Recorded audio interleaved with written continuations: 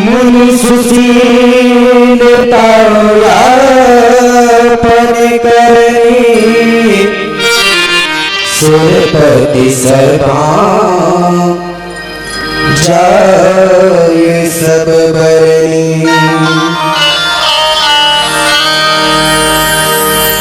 देवताओं की सभा में सारा वृत्तांत कह सुनाया। देवता और डर गए। देवताओं ने सोचा, अरे जब कामदेव का असर नहीं हुआ नारद जी के ऊपर, तो निश्चित तौर पर नारद जी ने पूर्ण सिद्धि प्राप्त कर ली, पूर्ण शक्ति प्राप्त कर ली, और अब इन्हें रोक पाना संभव नहीं है, क्योंकि मेरे पास एक ही मार्ग था और वह मार्ग समाप्त हो चुका।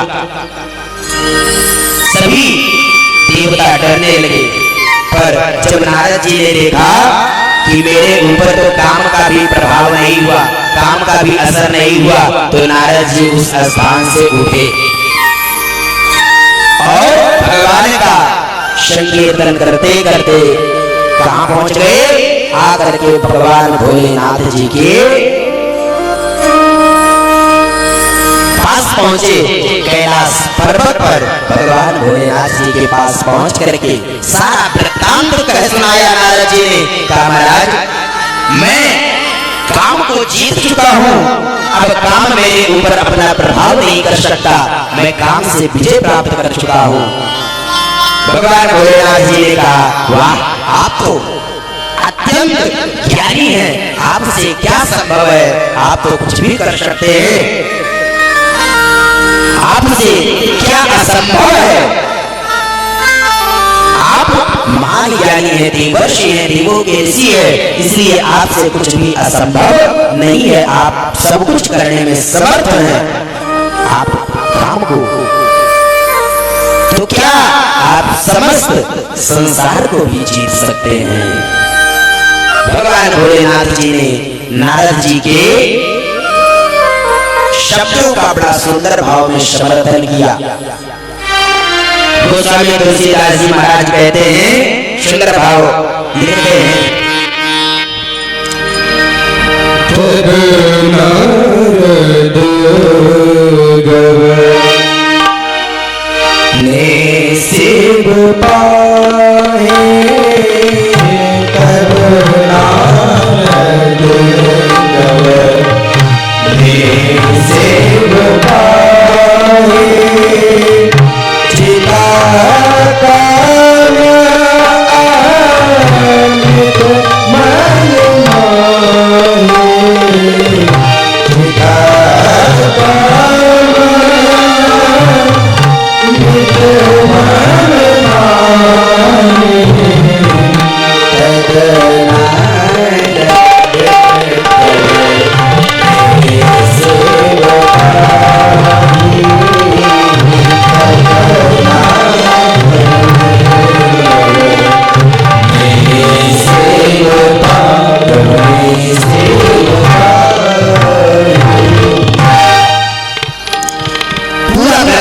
सुनाया और भगवान भोलेनाथ जी ने समर्थन किया। पर कहा भगवान भोलेनाथ जी, बार बार बिनवो मुनि तो ही जिम यह कथा सुनायो मोही, तिम जन हरि सुनायहु कबहू, चलहु प्रसंग दुरायहु तबहू। कहा कोई भी प्रसंग चल जाए, पर ये कथा भगवान नारायण को मत सुनाना, क्योंकि अगर भगवान नारायण को तुमने सुना दिया तो सारा सब तुम्हारा व्यर्थ हो जाएगा, इसलिए भगवान नारायण को मत सुनाना। बार बार बिनवो मुनि तो ही, बार बार विनय किया भगवान भोलेनाथ जी ने, परंतु देवर्षि नारद जी, कहा गया है किसी व्यक्ति को कोई बहुत बड़ा खजाना मिल जाए अगर, तो वो खुशी से पागल हो जाता है, और अगर बार बार उसे मना कीजिए भैया किसी को बताना मत, तो उसका मन नहीं मानता, वो जाकर के बता जरूर देता है। आज देवर्षि नारद जी का मन नहीं मान रहा है। देवर्षि नारद जी ने मन में सोचा, ये हमको भगवान भोलेनाथ जी के विषय में सोचा कि ये हमको मना इसलिए कर रहे हैं क्योंकि ये तो स्वयं काम को जलाकर भस्म कर चुके हैं, काम को जीत चुके हैं। तो भगवान भोलेनाथ जी चाहते हैं कि मेरे जैसा कोई दूसरा भगवान नारायण के पास ना पहुंचे काम को जीतने वाला। अब देवर्षि नारद जी महाराज भगवान भोलेनाथ जी के पास से चले। भगवान भोलेनाथ जी के बात को नारद जी ने नहीं माना। उसका पश्चाताप नारद जी को बहुत भयानक रूप से करना पड़ा। बताया नारद जी चले और भगवान नारायण के दर्शन के लिए भगवान भोलेनाथ जी के पास से सुंदर भाव।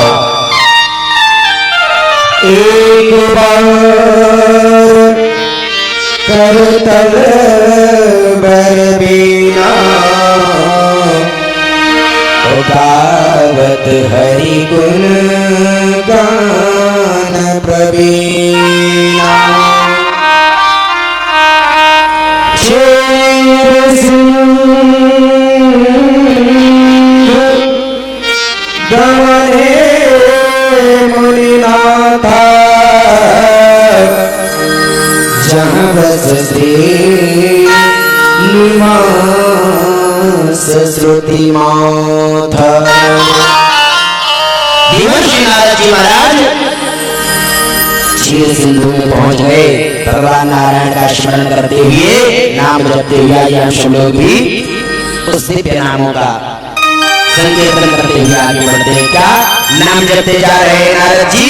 तो बताया सुंदर भाव में श्रीमन नारायण नारायण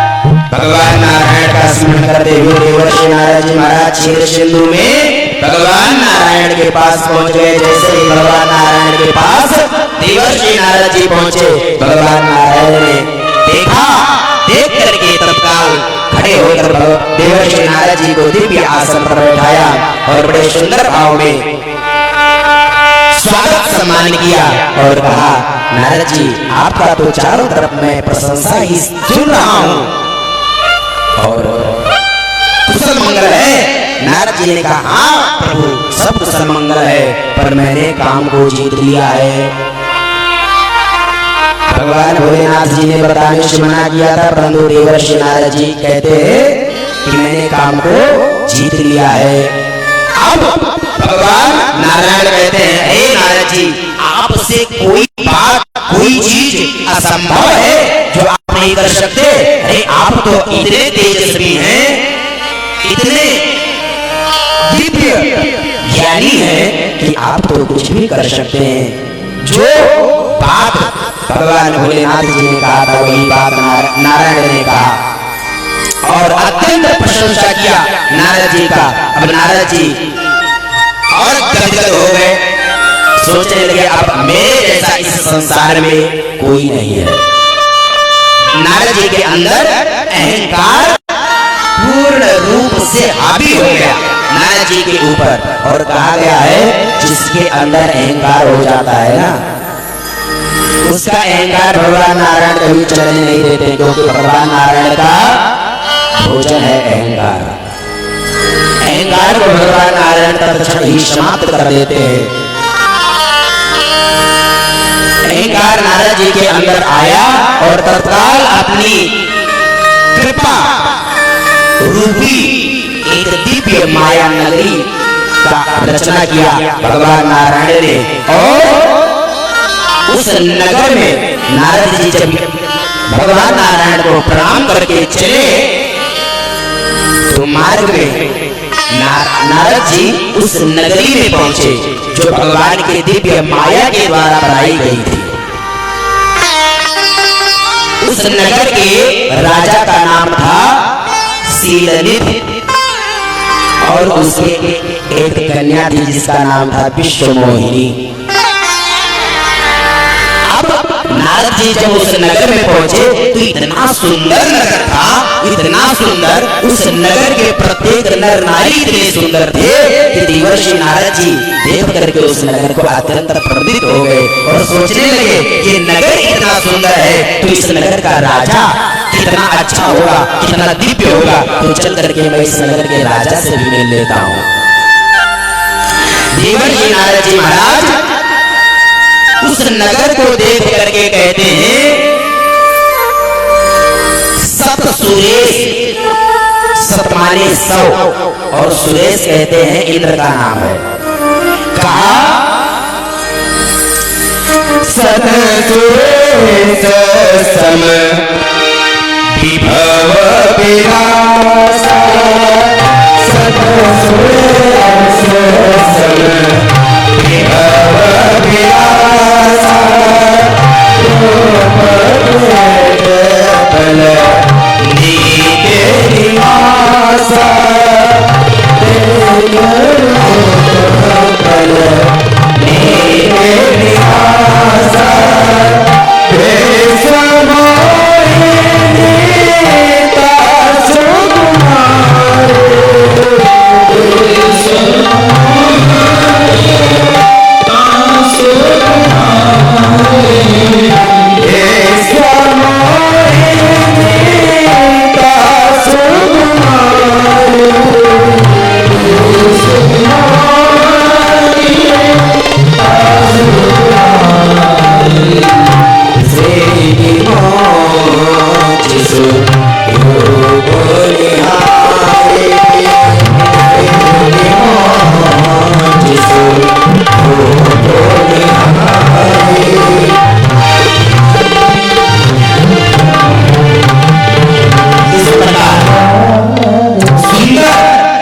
नगर देवर्षि नारद जी महाराज देख करके उस नगर में गए। महाराज शीलनिधि ने जैसे ही नारद जी को देखा बड़े सुंदर भाव में उठ करके स्वागत सम्मान किया, बैठाया, चरण धुला और चरण धुलने के बाद दिव्य पूजन किया देवर्षि नारद जी का, क्योंकि पहले के समय में आज भी होना चाहिए और लगभग लोगों के यहाँ होता भी है। कोई संत महात्मा जब घर पे आता है तो उसका दिव्य सुंदर भाव में पूजन किया जाता है। आज का भी यह नियम है पर सभी लोग नहीं करते। महाराज शीलनिधि ने बड़े सुंदर भाव में देवर्षि नारद जी का पूजन किया और पूजन करके सुंदर स्थान पर बैठाया और कहा महाराज आनी दिखाई नारद भूपति राज कुमार, कहु नाथ सब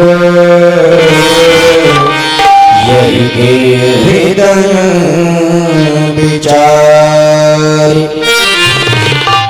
जब जलपान करा दिया उसके बाद अपनी कन्या को बुलाया, अपनी राजकुमारी को बुलाया और बुला करके कहा, महाराज कृपा करके आप हमारे इस कन्या को देख करके इसका भाग्य फल आप बताइए, इसके भाग्य में क्या लिखा है, क्योंकि इसका मुझे स्वयंवर करना है। तो इसके भाग्य का फल अगर आप पहले बता देंगे तो बहुत ही अच्छा रहेगा। नारद जी ने जैसे ही देखा तो देख करके नारद जी का मन चकरा गया। नारद जी ने कहा, अरे ये तो अत्यंत भाग्य, इसका भाग्य अत्यंत प्रबल है। कहा कैसे? तो कहा, जो यही बरैया मरे सोई होई, जो यही बरैया मरे सोई होई, समय भूमित जीत न कोई, समय भूमित जीत न कोई, समय भूमित जीत न कोई, समय जीत न कोई, जो यही बरैया मैं सोई होई,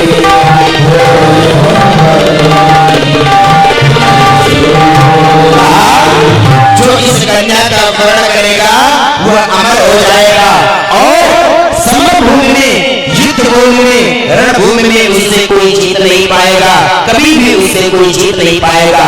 और दूसरा कहा, सेव ही सकल चराचर ताही और बड़ई सीर ने भी कन्या जाही। कहा, जिसको यह कन्या वर्ण करेगी, जिसके गले में जयमाल डालेगी, वह चराचर जगत का पूजनीय होगा, पूरे जगत के लोग उसका पूजा करेंगे।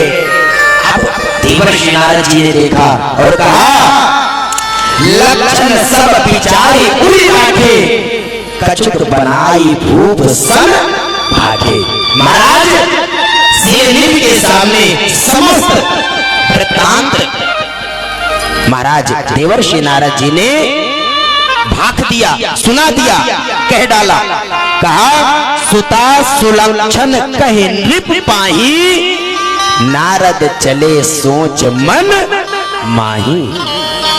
नारद जी ने जब इस प्रकार से देखा कि यह कन्या इतनी प्रबल भाग्य की है, तो मन में सोचने लगे कि कदाचित इस कन्या का विवाह मेरे साथ हो जाता तो मैं इन सभी लाभ को प्राप्त कर सकता था। कौन कौन सा? मुझसे कोई जीत नहीं पाता, मैं अमर हो जाता, चराचर जगत में मेरी पूजा होने लगती, सभी देवताओं का मैं पूजनीय बन जाता। अनेकों प्रकार का बात देवर्षि नारद जी विचार करने लगे। अब सोचते हुए चल रहे हैं कि कैसे इसका विवाह मेरे साथ होगा, ये मेरा वर्ण कैसे करेगी। देवर्षि नारद जी मन में विचार करते हैं कि क्या किया जाए जिससे इसका विवाह हो जाए। तो देवर्षि नारद जी के मन में भाव आया कि चल करके भगवान नारायण का स्वरूप में मांग लेता हूँ। हरि सन मांगहूँ सुंदरताए, हरि सन मांगहूँ सुंदरताए, ओ ये जात रूप अति भाए, ओ ये जात रूप अति भाए, मोरे तो हरि सम नहीं को,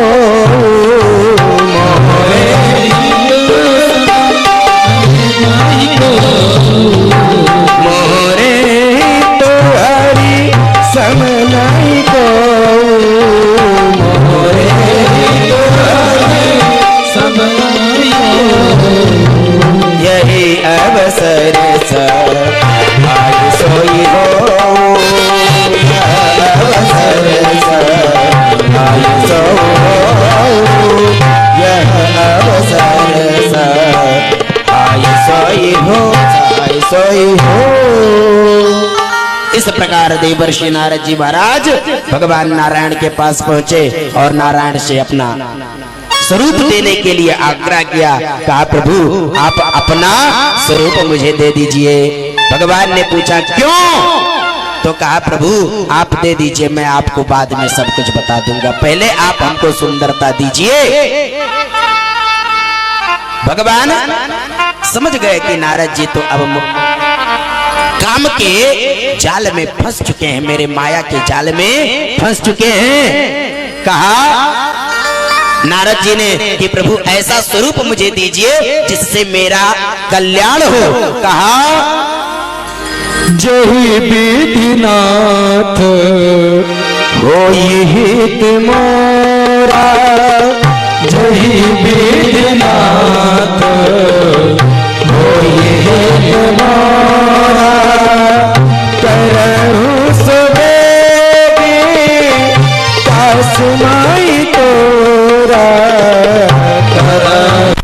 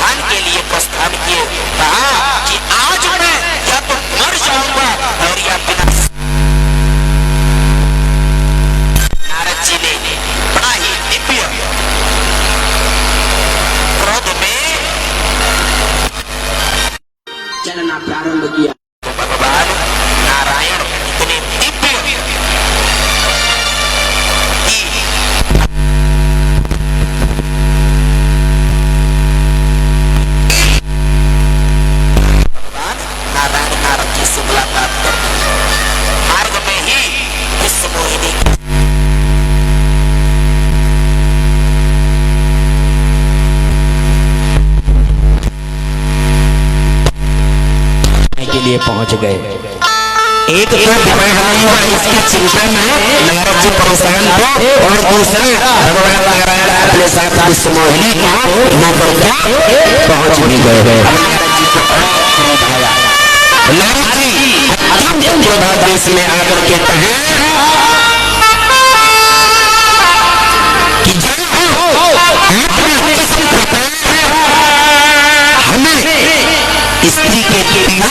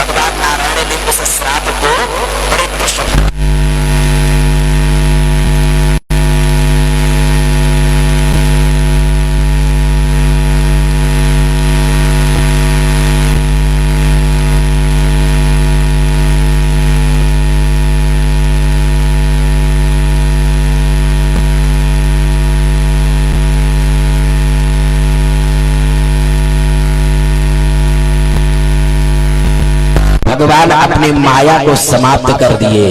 माया को समेट लिया प्रभु ने, और जैसे ही माया को समेटा सो नारद जी के ऊपर से माया का प्रभाव हटा और क्या देखते हैं कि ना तो कोई विश्व मोहिनी है और ना ही कोई नगर है, कुछ नहीं। नारद जी ने देखा, नारद जी के मन में बड़ा ग्लानि हुआ, अरे मैंने तो बहुत बड़ा अपराध कर दिया, अपने प्रभु को श्राप दे दिया, अब इस अपराध से मुझे छुटकारा कैसे मिले, यह अपराध मेरा कैसे क्षमा होगा। तो नारद जी ने तब क्षण कहा, मृषाओ मनसा प्रतिपाला मम इच्छा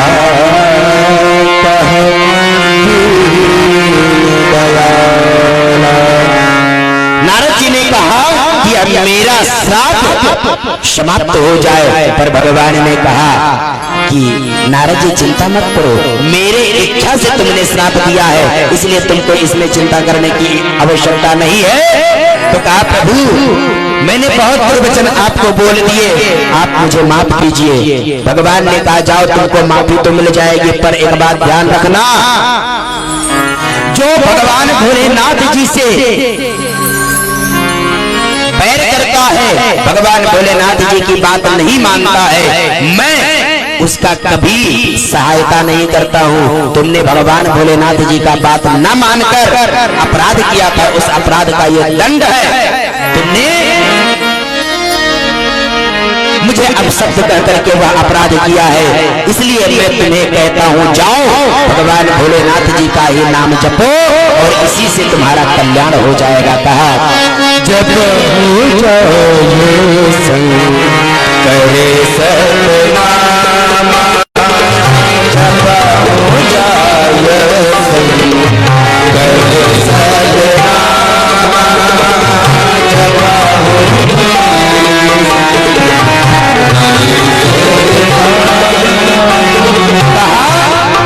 जपहु जाय शंकर सतनामा।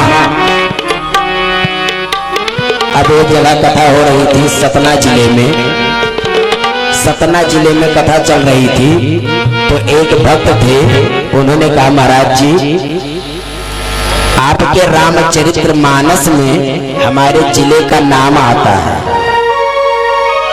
तो हमने कहा कैसे? तो कहा महाराज जी जब भगवान नारायण ने नारद जी से कहा जपहु जाय शंकर सतनामा, तो उन्होंने क्या कहा? उन्होंने कहा जपहु जाय शंकर, यानी शंकर जी का नाम जाकर के सतना में जपो। उन्होंने रामायण के अर्थ को, रामचरितमानस के इस चौपाई के अर्थ को बिल्कुल बदल दिया। कहा उन्होंने कहा कि जाकर के सतना में जपो, इसलिए मेरे जिले का नाम आ नहीं गया। प्रकार के भी भक्त होते हैं कि अर्थ को अनर्थ कर देते हैं, जबकि इसमें लिखा गया है जपहु जाय शंकर सत नामा। सत माने 100, भगवान दिव्य जो 108 नाम है उसका जाकर के जप करो। जपहु जाय शंकर सतनामा और होई है हृदय तुरंत विश्रामा। कहा इस प्रकार तुम्हारे मन को शांति मिल जाएगी, तुम्हारे हृदय को विश्राम मिल जाएगा और जो भी अपराध है वो सब समाप्त हो जाएगा। अगर भगवान भोलेनाथ जी का कोई अपराध करता है तो भगवान भोलेनाथ जी का ही जप करके उस अपराध को क्षमा किया जा सकता है। इस प्रकार दिव्य भगवान ने श्राप स्वीकार किया। भगवान के अवतार का सबसे मेन कारण ये भी है। कहा देवर्षि नारद जी ने श्राप दिया कि जाओ आप त्रेता युग में राम के रूप में अवतार लोगे और उस समय पत्नी के वियोग में आप तड़पोगे, तब आपका एक बंदर जाकर के सहायता करेगा। अब ये भी श्राप देवर्षि नारद जी का भगवान के जन्म के प्रसंग में जुड़ता है। दूसरा, महाराज भगवान के अवतार का अनेकों कारण है, परंतु सभी कारणों को श्रवण करने का समय अपने पास नहीं है, समय बहुत कम है। तो बताया बड़ा सुंदर भाव महाराज मन और माता शत्रुता का द्वितीय प्रसंग है। कहा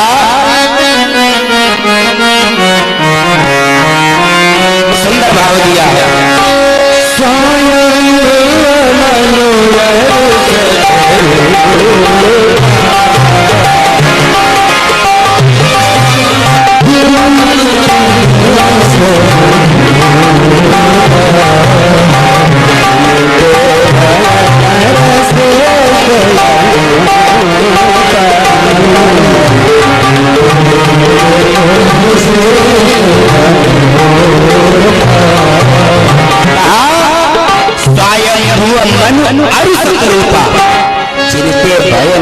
सृष्टि अनुपा। महाराज स्वयं मन और माता शत्रुपा के द्वारा इस सृष्टि की दिव्य रचना हुई और कहा बहुमति धर्मया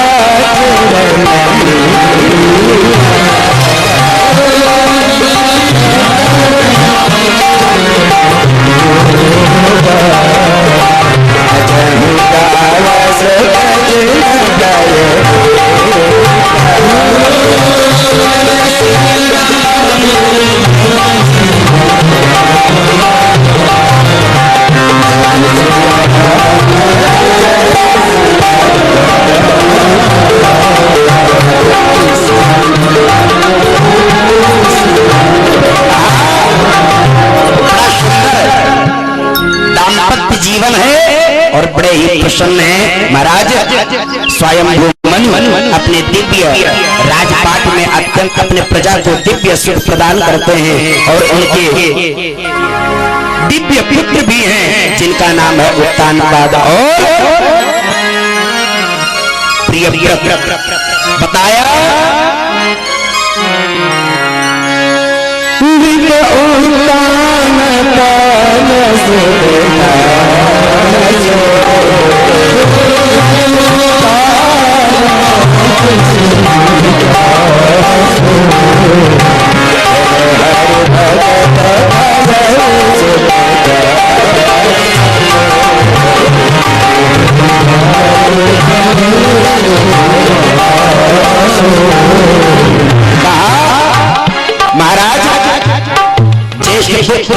उत्तानपाद के दिव्य पुत्र हुआ जिनका नाम पड़ा महाराज ध्रुव, जो भगवान के अनन्य भक्त बने। कहा छोटे पुत्र का नाम क्या है तो बताया लघु सुत नाम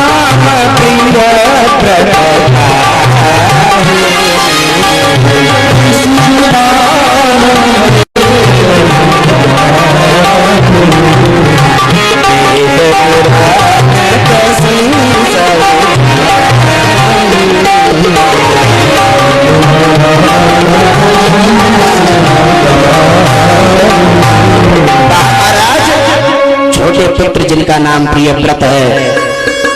उनका तो प्रशंसा वेद पुराण भी करते हैं, इतना दिव्य चरित्र है। और महाराज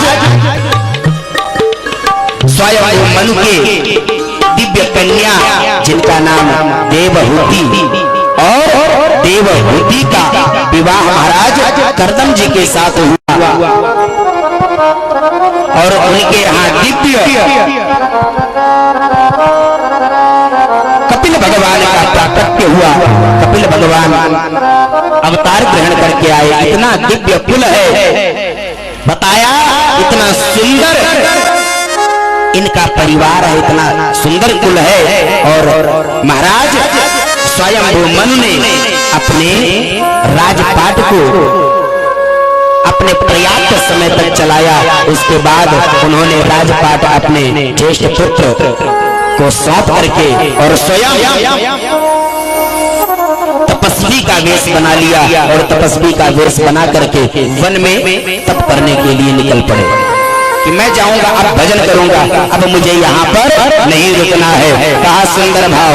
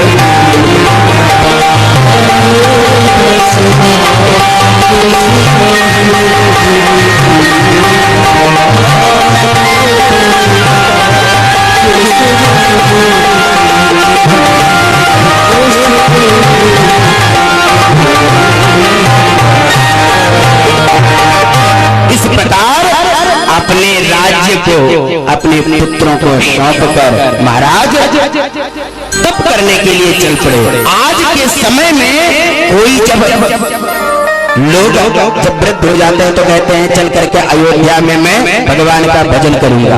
लोग कहते हैं अयोध्या चल करके भगवान का भजन करूंगा, पर क्या करते हैं खूब कपड़ा ले लेंगे अपना, और 2-4 दिन भर का राशन पानी सारा सब व्यवस्था कंप्लीट करके जाएंगे कि वहां पे हमें किसी प्रकार की कोई दिक्कत ना हो, और बैंक बैलेंस भी बढ़िया कर लेंगे कि जिससे उनको कोई प्रॉब्लम ना हो। अब बताइए वृद्धावस्था है और आप भगवान का भजन करने के लिए जा रहे हो, फिर भी आप अपनी व्यवस्था के बारे में सोच रहे हो क्यों? जब भगवान जगत मालिक के सेवा में आप जा रहे हो तो फिर आपको अपने बारे में सोचने की क्या आवश्यकता है? अरे आपके बारे में तो स्वयं जिसके सेवा में जा रहे हो वही सोचेगा, पर आपको विश्वास नहीं है, और विश्वास न होने के कारण हम लोग अपने बारे में स्वयं सोचते हैं। सारा व्यवस्था एक बार तो एक व्यक्ति बोला कि एक व्यक्ति ट्रेन के पटरी पे लेटा हुआ था, और काफी समय हो गया। कुछ लोग उस मार्ग से जा रहे थे, उन्होंने देखा कि भैया इस ट्रेन के पटरी पे काहे लेटे हुए हो?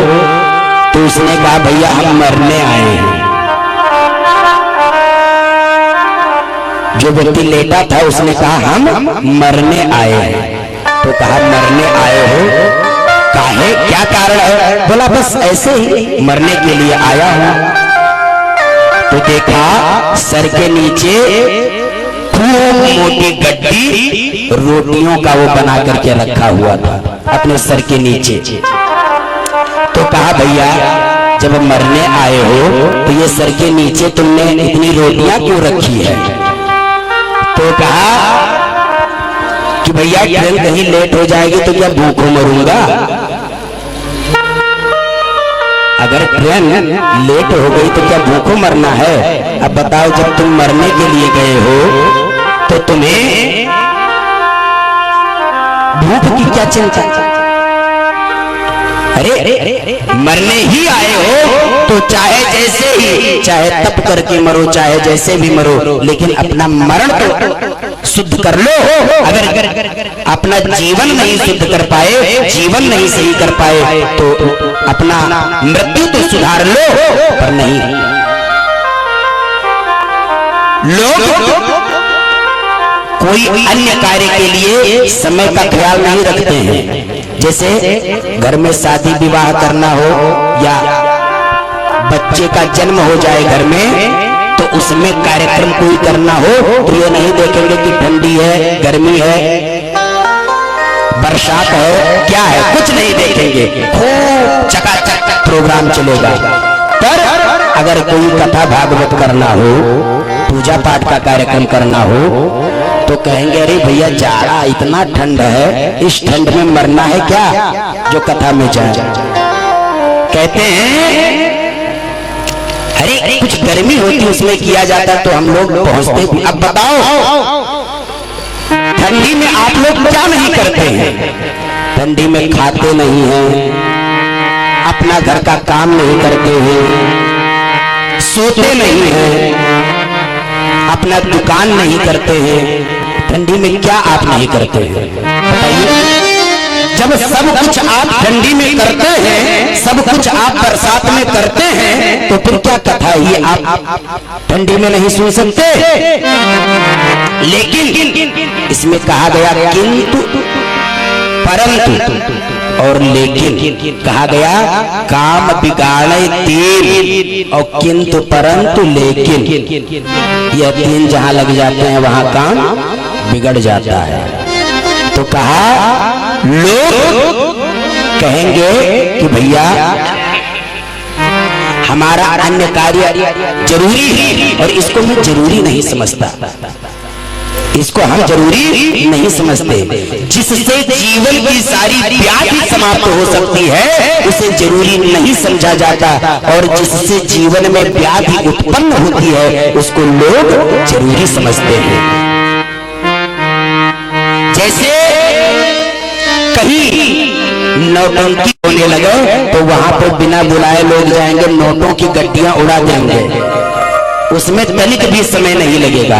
पर कहीं कथा प्रवचन होगा तो वहां पर 1000 बार बुलाने पर भी नहीं जाएगा। अगर कदाचित चले भी गए तो 10-5 रुपया कहीं खर्चा हो गया तो 10 बार बोलेंगे, अरे आज वहां कथा में हमारा इतना खर्चा हो गया।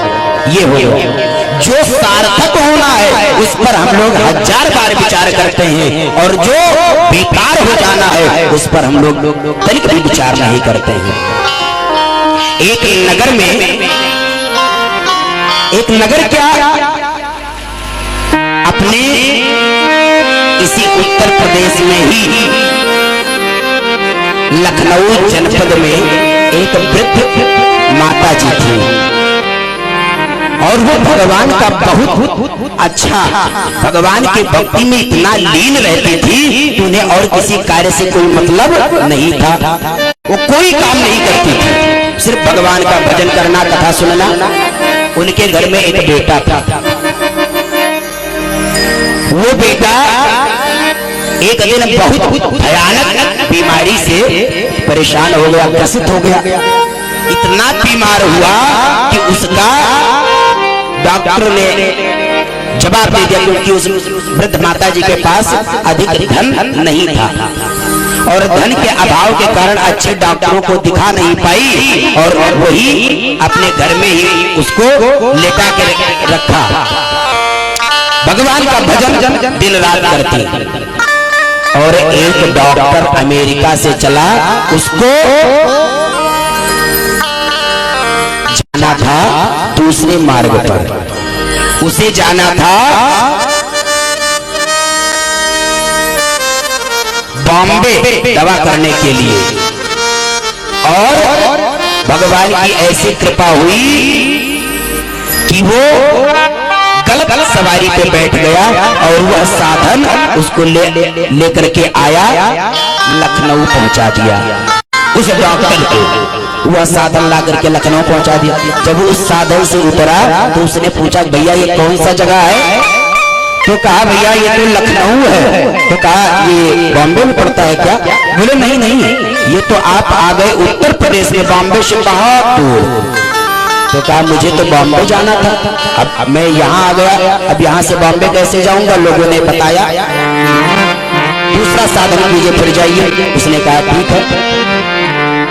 तो जहाँ उतरा था वहां से बॉम्बे का कोई साधन नहीं था, तो उसने सोचा कि चल करके हम ऑटो से एयरपोर्ट पहुंचते हैं और वहां से प्लेन पर बैठ लेंगे और बॉम्बे जल्द पहुंच जाएंगे। अब वो बेचारा एक ऑटो पर बैठा और ऑटो पर बैठ करके चलने लगा।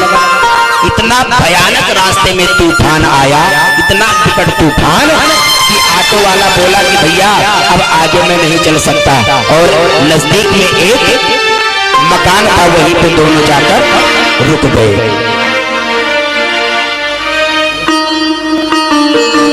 उसी घर में जाकर के दोनों रुक गए।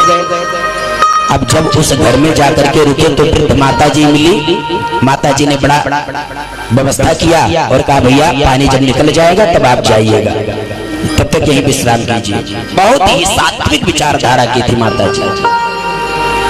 पर कुछ समय व्यतीत होने के बाद माता जी क्या करती, जो उनका बेटा लेटा हुआ था उसके मुख से थोड़ा सा चद्दर जो ओढ़ाई थी उसको हटा करके मुख को देख लेती और देख करके फिर ओढ़ा देती उसको। वो डॉक्टर बैठा हुआ था और माता जी गई, उसको हटा करके देखा, डॉक्टर की नजर पड़ गई उस पर। डॉक्टर ने कहा कि ये कौन है, इस प्रकार लेटा क्यों है? तो माता जी ने सारा वृत्तांत बताया। कहा कि ऐसी ऐसी स्थिति थी मेरी, मैं इसका दवा नहीं करा सकती हूँ, इसलिए पड़ा हुआ है। भगवान की कृपा होगी तो ये सही होगा, और नहीं तो मैं कहीं दवा कराने नहीं जाऊंगी। डॉक्टर ने कहा कि मैं जाने वाला तो था बॉम्बे दवा करने के लिए, पर अब मैं बॉम्बे नहीं जाऊंगा। अब मैं आपके बेटे को पूर्ण रूप से स्वस्थ कर दूंगा इलाज करके, तब मैं यहाँ से कहीं जाऊंगा। भगवान के भक्ति की शक्ति देखिए, माता जी के अंदर सच्ची श्रद्धा थी तो उनको डॉक्टर ढूंढने नहीं जाना पड़ा, उनके घर में और स्वयं का खर्चा करके वह इलाज करके और पूर्ण रूप से स्वस्थ करके तब गया। तो ये भगवान की भक्ति में शक्ति होती है। अगर हम लोग श्रद्धा विश्वास रखेंगे तो निश्चित तौर पर हमारा काम पूर्ण होगा। इस प्रकार आज महाराज स्वयं मनु और माता शतरूपा वन के लिए तप के लिए निकल पड़े और कहा किस किस स्थान पर पहले पहुंचे? तो कहा तपस्या के लिए, भगवान के कथा भजन के लिए सबसे सुंदर तीर्थ है नैमिषारण्य। कहा तीर्थ में से, कहा तीर्थ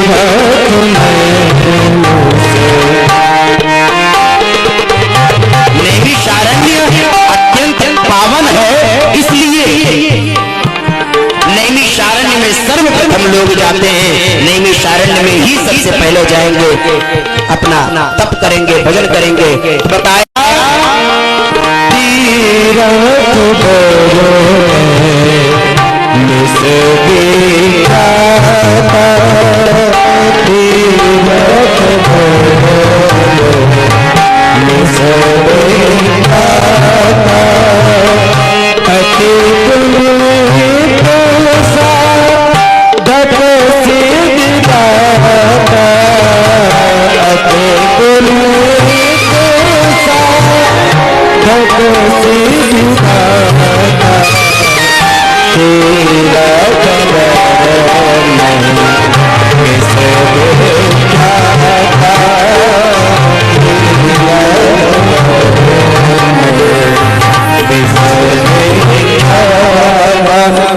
नैमिषारण्य में पहुंचे और पहुंच करके दिव्य संतों का दर्शन किया। और अपना नित्य क्रिया संध्या वंदन करके कहा वसही तहाँ मनुष्य के समाजा तहाँ हरस चलो मनु राजा। जहाँ पर सिद्धि महापुरुष सिद्धि संत महात्मा थे वहां पे महाराज मनु जी पहुंच गए। पंथ जात सोहहि मत धीरा ज्ञान भगति जन धरे शरीरा।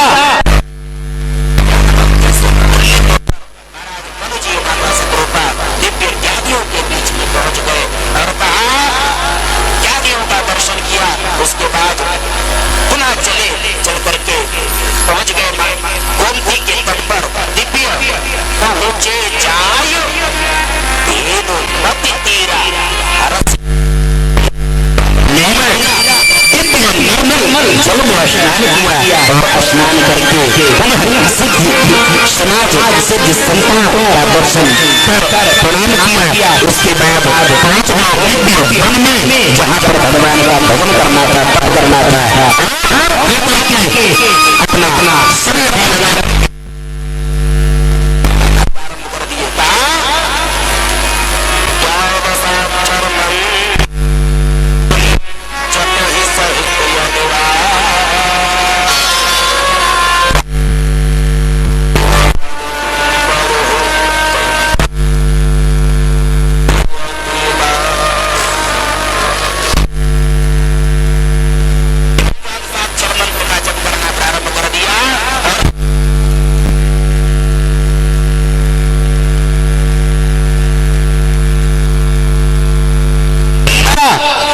हरि हेतु करन तप लागे बारी आधार मूल फल त्यागे। भगवान का दिव्य भजन करते हैं कुछ समय तक। 7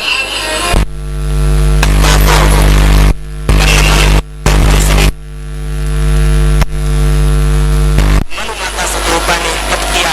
उसके बाद उसे भी छोड़ दिया और कहा दिव्य भगवान के 12 मंत्र का जप कर रहे हैं। आइए हम सब लोग भी उस मंत्र का 2 झलक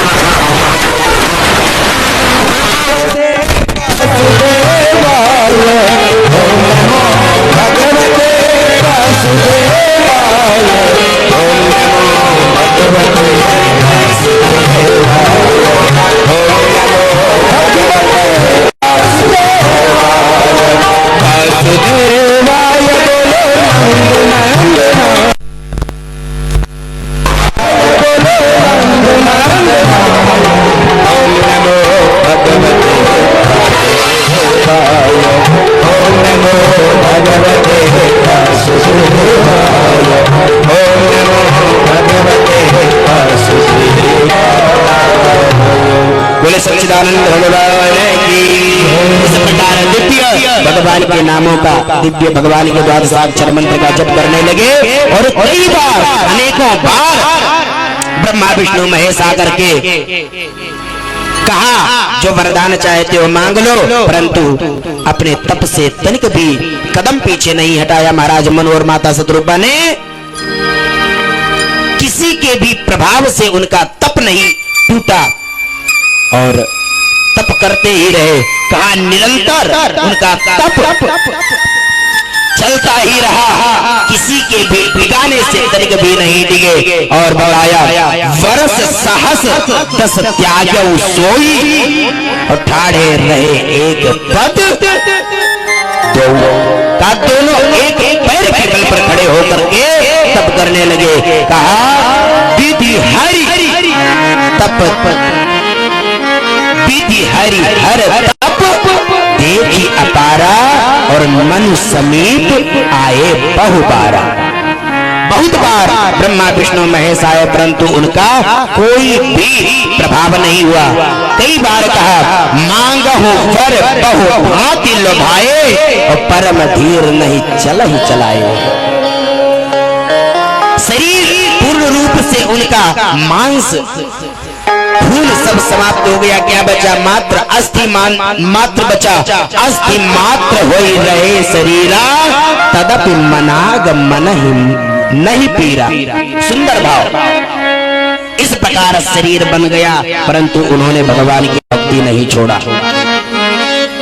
अब समय नजदीक आया। स्वयं भगवान ने जब देखा कि अब ये स्वयं पार ब्रह्म ने जब देखा कि ये अपने तप से हटने वाले नहीं हैं, तब स्वयं भगवान ने तत्क्षण प्रकट होकर के और दर्शन दिया। जैसे ही भगवान का दर्शन महाराज मनु और माता शतरूपा को मिला, तो जिस प्रकार एक मृत व्यक्ति के शरीर में प्राण आ जाए, वो प्रफुल्लित हो जाए, उसी प्रकार से महाराज मनु जी और माता शतरूपा के अंदर भगवान का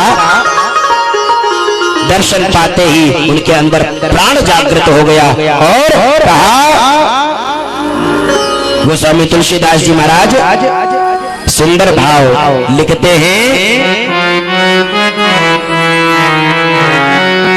मृत जीवनी गिरा सुहाए,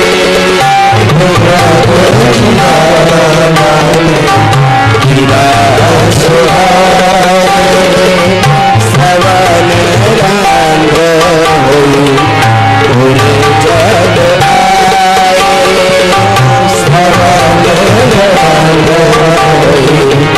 उरे जग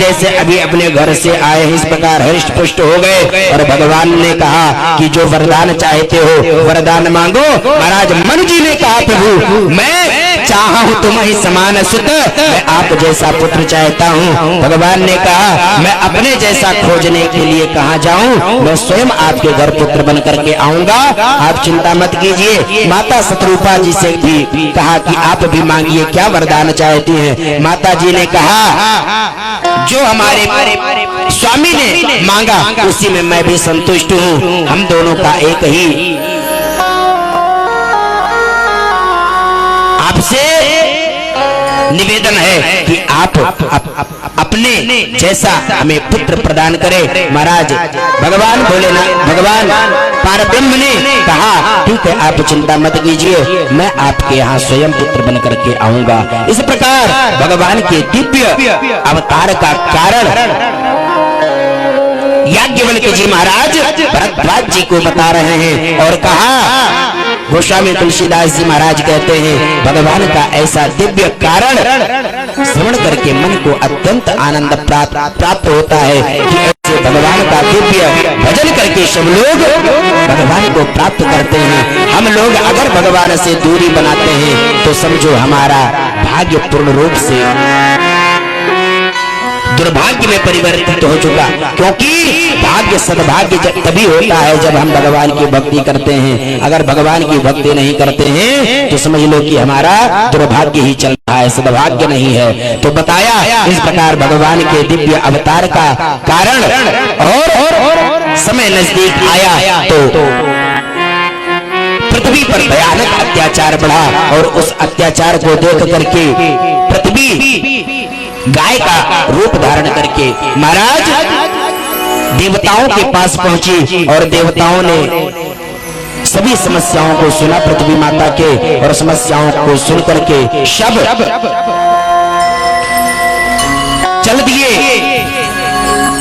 भगवान ब्रह्मा जी के पास, और भगवान श्री हरि के पास गए और श्री हरि से कहा कि प्रभु कृपा करके पृथ्वी के भार को समाप्त कीजिए और तत्क्षण ही आप हम लोगों के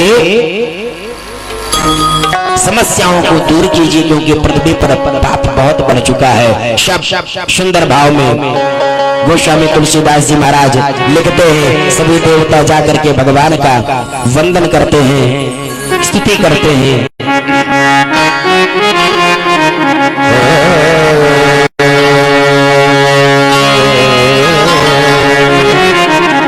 जय जय सूर्यनायक जन सुखदायक प्रणत काल भगवान सूर्यनायक जन सुखदायक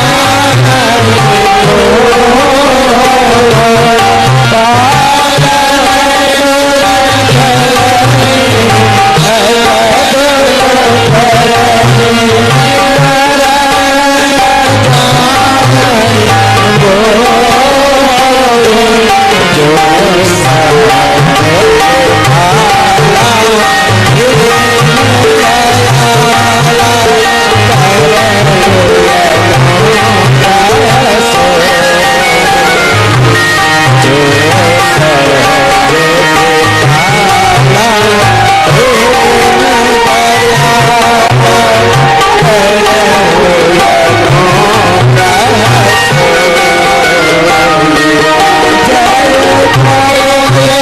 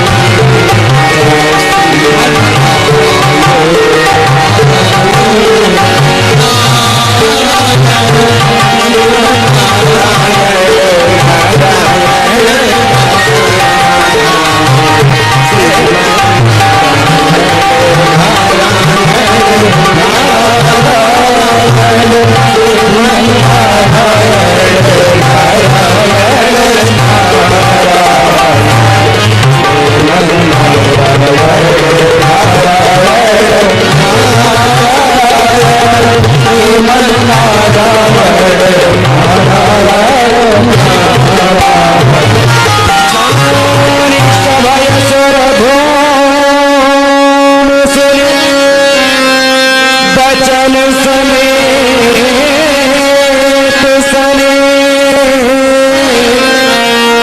गगन गिरा गंभीर भई हरण शोक संगे। इस प्रकार भगवान की स्तुति किया। भगवान ने आश्वासन दिया, आप लोग चिंता मत करो, अयोध्या में हम लोग जल्द ही अवतार ग्रहण करेंगे। और कैसे तो बताया, कश्यप महातप तेरा